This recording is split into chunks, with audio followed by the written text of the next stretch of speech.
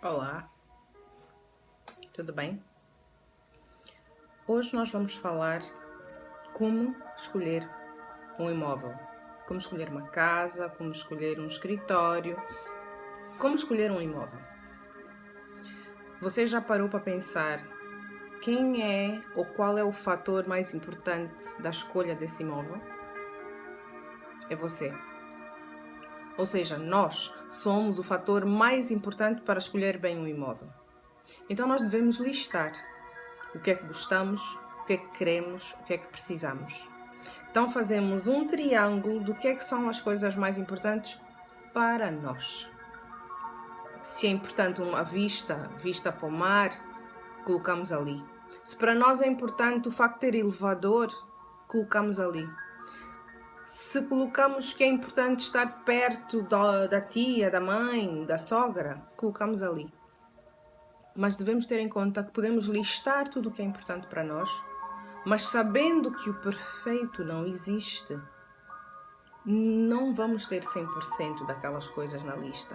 Então nós vamos escolher apenas 3 fatores que consideramos o trio mais importante. E esse trio é que vai direcionar e nortear as nossas decisões de escolha do imóvel. Se para si a parte mais importante desse trio é o dinheiro, ou o facto de ser um valor mais em conta, mais baixo, então coloca valor até X, 50 mil dólares, 100 mil dólares, 10 mil dólares, o que for o seu valor de limite, coloca lá. Outra coisa importante para si, por exemplo, seja o número de quartos. Coloca lá. Diz que eu quero uma casa que tenha até 3 quartos, ou que tenha até 2. Coloca lá. Se você acha que o fator importante desse trio é o facto de ter quintal, então coloca lá. Se para si importante é que esta casa seja numa determinada zona da cidade, por exemplo, se para mim o facto de ser importante seja que seja no centro da cidade, outra pessoa é importante que seja no centro-sul da cidade, né? Benfica, Patriota, Talatona. Coloca lá. E cada um de nós tem esse trio do que é mais importante. E esse trio deve nortear as escolhas. Ou seja, você pode fazer uma lista de 25 linhas a dizer quais são os fatores que são importantes para si.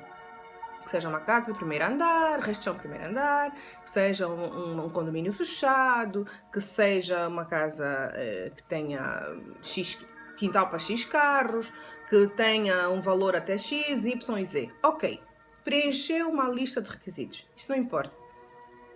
O que importa são os três, não mais que 3, fatores fundamentais. E todas as casas que você vai selecionar, depois da vistoria, você pode até visitar todas as casas que quiser, mas depois na fase seguinte é importante selecionar apenas algumas casas.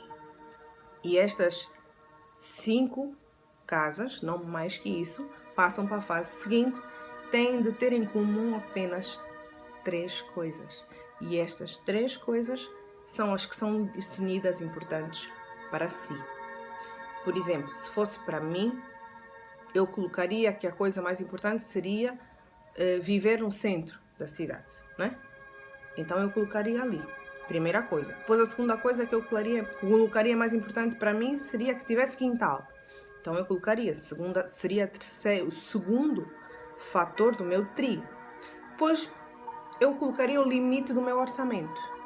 Já teria as 3 coisas. A partir do momento em que as 5 casas que eu selecionei cumprissem esse trio, eram as 5 casas que ficavam para avaliação da qual seria a casa escolhida.